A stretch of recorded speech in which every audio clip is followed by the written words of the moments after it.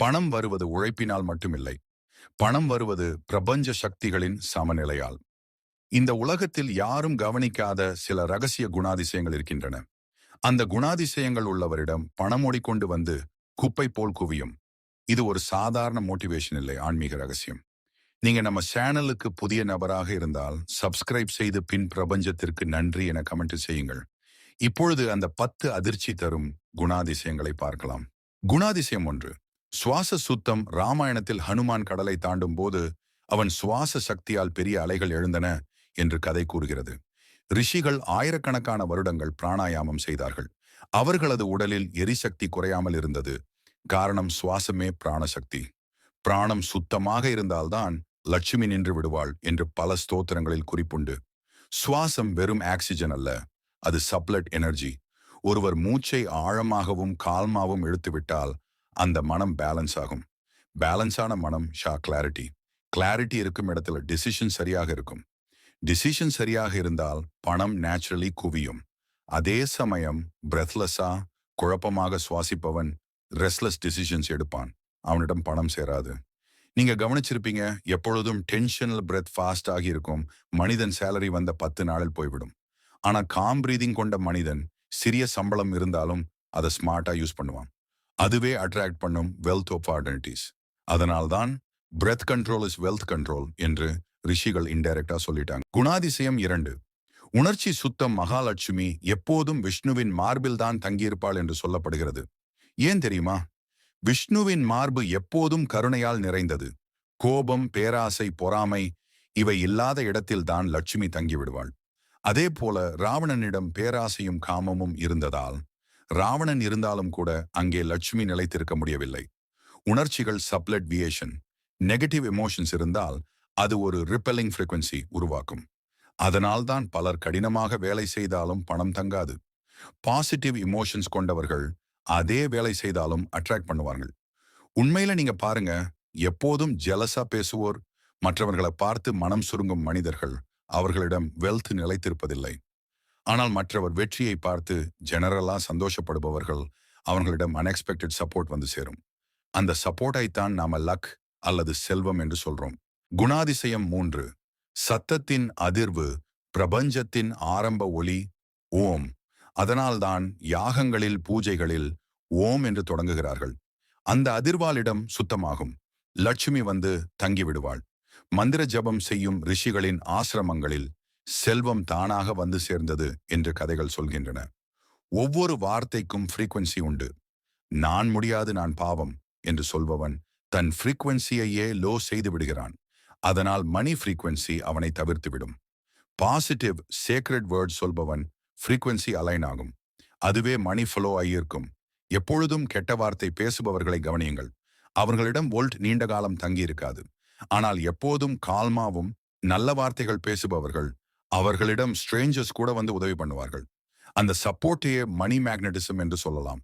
குணாதிசயம் 4. இடம். காந்த சக்தி. குபேரன் தங்க குகையில் வாழ்ந்தான். அந்த இடமே செல்வத்தை ஈர்க்கும் காந்தம் போல் இருந்தது. அதே போல யாகசாலைகள், கோயில்கள் எப்போதும் சுத்தமாக வைத்திருந்தார்கள். காரணம், கிளீன் சேக்ரெட் இடம் செல்வத்தை நிலைநிறுத்தும். ஒவ்வொரு இடத்துக்கும் விப்ரேஷன் உண்டு. மெஸ்ஸி, அன்கிளீன் இடத்தில் எனர்ஜி ட்ரெயின் ஆகும். எனர்ஜி ட்ரெயின் ஆனால் மணி ட்ரெயின் ஆகும். கிளீன் ஆர்டர்ட் இடத்தில் எனர்ஜி கன்சர்வ் ஆகும். மணி அட்ராக்ட் ஆகும். ஒரு சாதாரண example, successful peoples work desk. அவங்க டெஸ்க் எப்போதும் நீட்டா இருக்கும். அது அவங்களுக்கு ஃபோக்கஸ் கொடுக்கும். Focus arrow productivity, arrow income.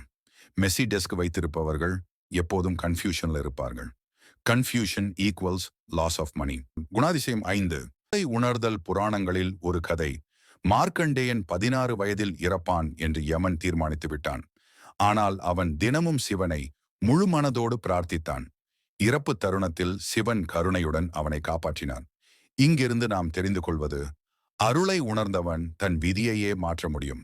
அருள் என்பது லோட்டரி மாதிரி அல்ல, அது டிவைன் இன்சூரன்ஸ்.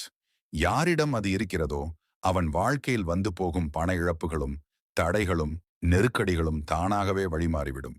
அருள் உணர்தல் என்பது யாரோ ஒருவர் உங்களை பாக்கி ஆசீர்வதிப்பது மட்டுமல்ல, அது உங்கள் மனதில் நான் தனியாக இல்லை என்ற ஆழ்ந்த நம்பிக்கையை வளர்ப்பது. இந்த நம்பிக்கைதான் ஒரு காந்த சக்தி. பணம் என்ற சக்தி அன்சர்டன்டியை வெறுக்கிறது. டவுட்டும் ஃபியரும் இருக்கும் இடத்தில் பணம் தங்காது. ஆனால் என்னால் முடியும், எனக்கு டிவைன் ப்ரொடெக்ஷன் உண்டு என்று நம்பும் மனிதனிடம் வெல்த் நேச்சுரலி வந்து தங்கும்.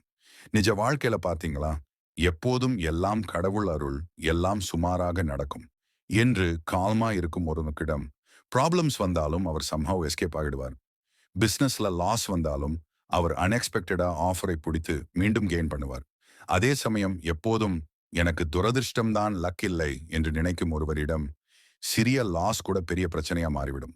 குணாதிசயம் 6 குரு கண்ணோட்டம். மகாபாரதத்தில் பாண்டவர்கள் எத்தனை தடவை தங்கள் ராஜ்யத்தை இழந்தாலும் குரு மற்றும் கிருஷ்ணரின் ஆசீர்வாதத்தினால் மீண்டும் செல்வத்தையும் வளத்தையும் பெற்றனர்.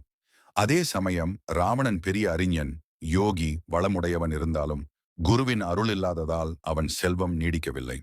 குருவின் ஆசீர்வாதம் என்பது ஒரு இன்விசிபிள் ஃபோர்ஸ். அது ஒரு சுரங்க பாதையை திறக்கும் மாதிரி. நார்மல் பாதையில் செல்ல 10 வருடங்கள் ஆகும். குரு கண்ணோட்டத்துடன் அதே இடத்தை 2 வருஷத்தில் அடையலாம். கைடன்ஸ் இல்லாதவர் ட்ரையல் அண்ட் எரர் பணமும் நேரமும் செலவழித்து விடுவார். நீங்க கவனியுங்கள், மென்டோர் கோச் இருக்கும் மாணவர்கள் கெரியர்ல வேகமாக முன்னேறுகிறார்கள். உதாரணம், ஒரு இசை கலைஞருக்கு நல்ல குரு இருந்தால் அவரின் சாதனை 5 வருடத்தில் வரும். ஆனால் குரு இல்லாமல் பிராக்டிஸ் பண்ணும் கலைஞருக்கு 20 வருடம் எடுத்தாலும் அந்த உயரம் கிடைக்காமல் போகலாம். அதேபோல் பணமும் குரு கண்ணோட்டம் இருந்தால் செல்வ வாய்ப்புகள் ஸ்பீடா வந்து சேரும். குணாதிசயம் 7 சுவைமிகு உணவு பழக்கம். தேவர்கள் அமிர்தம் குடித்தார்கள், அதனால் அவர்கள் சக்தியும் செல்வமும் நிலைத்தது. அதே சமயம் அசுரர்கள் அசுத்தமான உணவை உட்கொண்டதால் அவர்களின் ஆற்றலும் குறைந்தது. புராணங்களில் கூட சாப்பாடு என்ற ஒன்று வளத்தின் அடித்தளம்தான் என்று எச்சரிக்கை இருக்கிறது. உணவு என்பது வெறும் வயிற்று பசி அடைப்பதற்கு அல்ல, அது நம்முடைய மனம், ஃப்ரீக்வன்சி எல்லாவற்றையும் நிர்ணயிக்கும். சத்விக் உணவு சாப்பிடும் போது மனம் கால்ம் ஆகும். கால்ம் மைண்டால் கிளியர் டெசிஷன்ஸ் எடுக்க முடியும். அது வெல்த் அட்ராக்ட் பண்ணும். ஜங்க் டமாசிக் ஃபுட் அதிகம் எடுத்தால் மனம் ரெஸ்ட்லெஸ்னஸ் ஆகும். அது ராங் டெசிஷன்ஸ் எடுக்க வழிவகுக்கும். அதனால் மணி லாஸ் ஆகும். குணாதிசயம் 8 கருணை கூடிய கண்கள். பார்வதியின் அன்பான கண்கள் காரணமாகவே அவளுக்கு அன்னையான அருள் கிடைத்தது. அவள் பார்வையை பார்த்தாலே உயிரினங்கள் நிம்மதி அடைவார்கள் என்று ஸ்தோத்திரங்களில் வரும். அதேபோல் விஷ்ணுவின் கருணை கூடிய கண்கள் காரணமாக லட்சுமி எப்போதும் அவனோடுதான் இருப்பாள். கண்கள் தான் ஆன்மாவின் கதவு. கருணை நிறைந்த கண்கள் மாக்னெட்டிக் எனர்ஜி ஐ உருவாக்கும். அதை கண்டவர்கள் நம்பிக்கையுடன் அவரை சேர்வார்கள். அந்த நம்பிக்கை தான் வேர்ல்ட் ஆப்பர்ச்சுனிட்டிஸ் ஐ கொண்டு வரும். ஆனால் கள்ளக்கண், சந்தேக கண்கள் ரிப்பல்ஷன் கிரியேட் பண்ணும். அதனால் வாய்ப்புகளும் செல்வமும் விலகும். எப்போதும் சஸ்பிஷியஸ் லுக்கு கொண்டவர்களிடம் யாரும் பிசினஸ் டீல் செய்ய மாட்டார்கள். ஆனால் கம்பேஷனேட் லுக்கு கொண்டவரிடம் ஸ்ட்ரேஞ்சர்ஸ் கூட வந்து ட்ரஸ்ட் பண்ணுவாங்க. அந்த ட்ரஸ்ட் தான் சப்போர்ட், கொலாபரேஷன், வெல்த் ஃப்ளோ செய்ய வழிவகுக்கும். குணாதிசயம் 9 நேரம் ஒழுங்கு. சூரியனை வணங்குபவர்களுக்கு எப்போதும் ஆரோக்கியமும் செல்வமும் வரும் என்று சாஸ்திரங்களில் கூறப்பட்டுள்ளது. காரணம், சூரியன் காலத்தின் அடையாளம். காலத்தை மதித்தால் செல்வம் தானாக குவியும். வெற்றியாளர்கள் அதிகாலை எழுவார்கள். அந்த நேரத்தில் அவங்களுக்கு ஐடியா, கிளாரிட்டி, ப்ரொடக்டிவிட்டி இருக்கும். அந்த உற்பத்தி தான் அதிகம் பணம் வர வழி செய்கிறது. ஆனால் தாமதமாக எழுபவர்கள் அவசரத்தில் நாள் போகும், வெல்த் ஆப்பர்ச்சுனிட்டி ஸ்லிப் ஆகும். குணாதிசயம் 10 சாந்த ஆன்ம ஒளி. விஷ்ணுவின் சிரிப்பு உலகையே சாந்தப்படுத்தும் என்று கதைகள் சொல்கின்றன. அதனால் தான் லட்சுமி எப்போதும் அவனோடுதான் இருக்கிறாள். அதேபோல் புத்தரின் அமைதியான சிரிப்பை கண்டவர்கள் எல்லாவற்றையும் விட்டுவிட்டு அவரை தேடி சென்றனர். கால்ம் ஆரா is the highest wealth magnet. கோபம், சத்தம் அதிகம் இருக்கும் இடத்தில் வோல்ட் தங்கி நிற்காது. ஆனால் கால்ம் ஆரா கொண்டவர்கள் அட்ராக்ட் பண்ணுவார்கள். அது ஒரு மேக்னெட்டிக் ஃப்ரீக்வன்சி. நீங்க பாருங்கள், கோபம் நிறைந்த பாஸை எல்லாரும் விட்டு ஓடிவிடுவார்கள். அவரிடம் வயல்ட் தங்கி நிற்காது. ஆனால் கால்ம் ஆரா கொண்ட லீடரை எல்லோரும் ஃபாலோ பண்ணுவார்கள்.